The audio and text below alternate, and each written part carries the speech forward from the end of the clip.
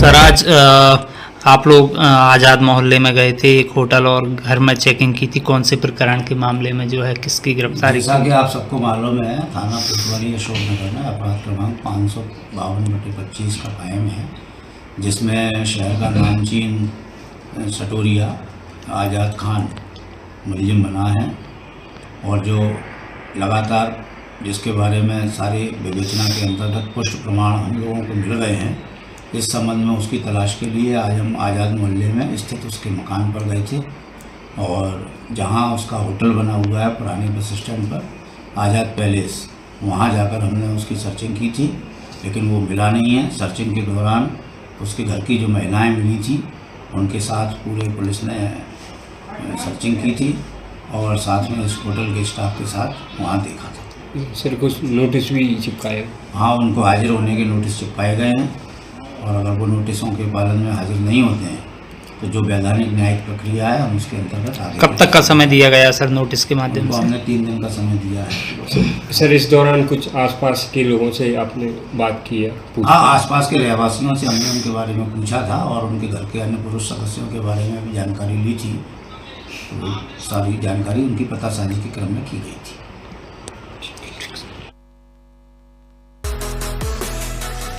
उज्जैन में कार्तिक मेला के सांस्कृतिक मंच पर साहित्य और काव्य का संगम देखने को मिलेगा, जहां नगर निगम की ओर से आयोजित स्थानीय कवि सम्मेलन के लिए तैयारियां शुरू हो गई है। दरअसल गुरुवार को नगर निगम मुख्यालय में स्थानीय कवि सम्मेलन समिति की बैठक आयोजित की गई। बैठक में समिति संयोजक पंकज चौधरी ने जानकारी दी कि कार्तिक मेला के तहत 28 नवंबर को सांस्कृतिक मंच पर स्थानीय कवि सम्मेलन का आयोजन होगा। इस अवसर पर शहर के प्रमुख कवि अपनी श्रेष्ठ रचनाओं का पाठ करेंगे। कार्यक्रम के दौरान नगर निगम की ओर से काव्य जगत में विशिष्ट पहचान रखने वाले एक वरिष्ठ कवि को सम्मानित भी किया जाएगा। बैठक में समिति सह संयोजक पुरुषोत्तम मालवीय और सुशील श्रीवास भी उपस्थित रहे।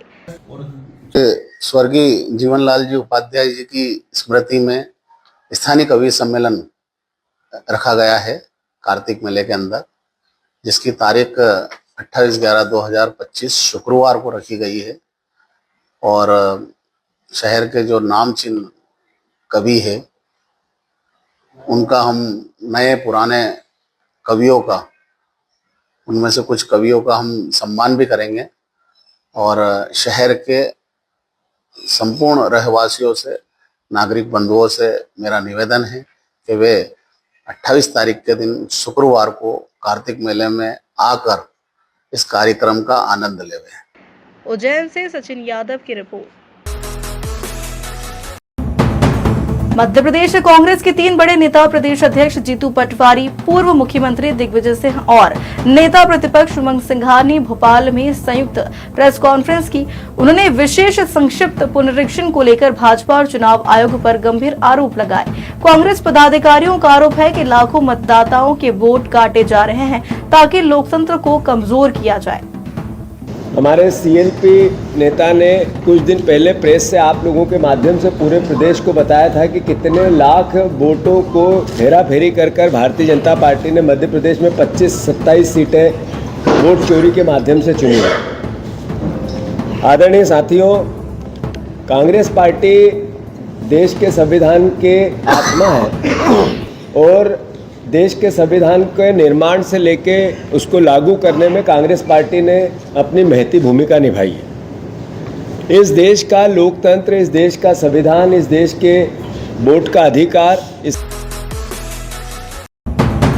इंदौर की स्कीम नंबर 78 रोड पर एक तेज रफ्तार स्कॉर्पियो ने निजी कॉलेज के छात्रों को टक्कर मार दी। इस हादसे में 2 छात्रों की मौत हो गई, वहीं एक छात्र गंभीर रूप से घायल है, जिसका इलाज जारी है।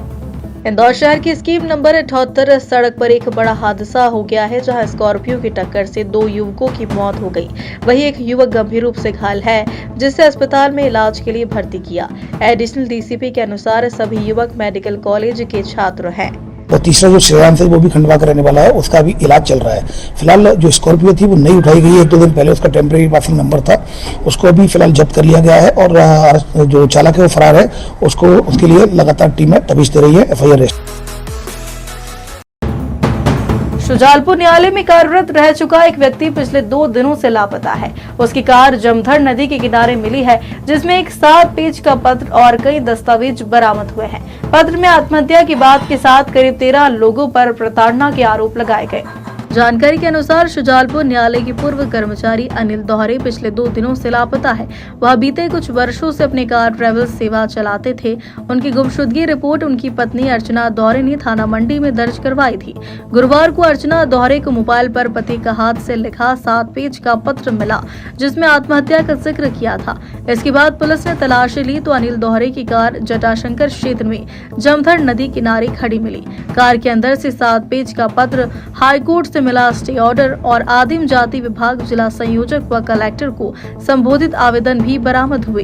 पुलिस ने गुरुवार को शुक्रवार दोनों दिन एनडीआरएफ टीम की मदद से नदी में सर्चिंग अभियान चलाया, लेकिन अब तक अनिल दोहरे का कोई सुराग नहीं मिला।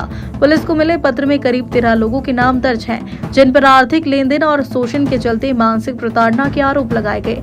इनमें शिक्षा विभाग से जुड़े शिक्षक, स्थानीय नागरिक और आदिम जाति विभाग से जुड़े कुछ अधिकारी शामिल बताए जा रहे हैं। पत्र में यह भी उल्लेख किया कि अर्चना दोहरे, जो आदिम जाति छात्रावास में कार्यरत है, उनके सरकारी निवास की बिजली और पानी की व्यवस्था पिछले दिनों बंद कर दी गई थी, जिसे लेकर उन्होंने कई बार शिकायतें भी की थी।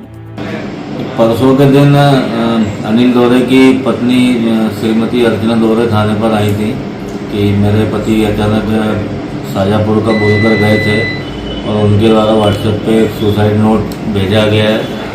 तो उस पर से उनका लोकेशन लेने पे शुजालपुर स्थित जटाशंकर मंदिर के पास उनका लोकेशन मिला था। तो ग्वालियर में एक विधवा महिला पर उसके ही जेठ द्वारा एसिड अटैक किए जाने का सनसनीखेज मामला आया है। बताया जा रहा है कि आरोपी शादी के लिए महिला पर दबाव बना रहा था, लेकिन महिला के इनकार करने पर उसने यह घिनौनी वारदात को अंजाम दिया।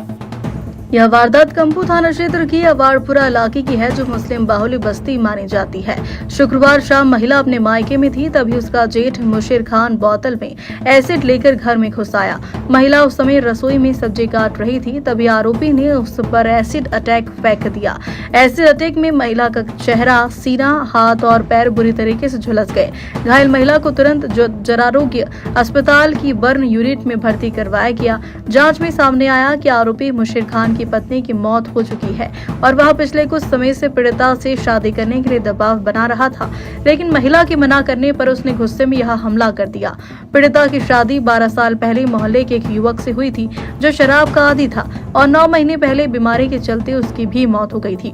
पति की मौत के बाद महिला अपने मायके में 2 बच्चों के साथ रह रही थी, एक 10 साल का बेटा और 4 साल की बेटी। घटना की सूचना मिलते ही कंपू थाना पुलिस ने आरोपी के ठिकानों पर दबिश दी और देर रात उसे हिरासत में ले लिया। फिलहाल पुलिस ने आरोपी के खिलाफ एसिड अटैक की धाराओं में केस दर्ज कर लिया है और पूछताछ की जा रही है। यहाँ पे हमारे उसके बयान ले रहे हैं तो पता चला है कि उसके जेठ है, वो उसका शादी का प्रेशर बनाता था महिला पे। महिला के पति का पहले देहांत हो चुका है और जो आरोपी है उसकी पत्नी का भी देहांत हो चुका है, तो वो इस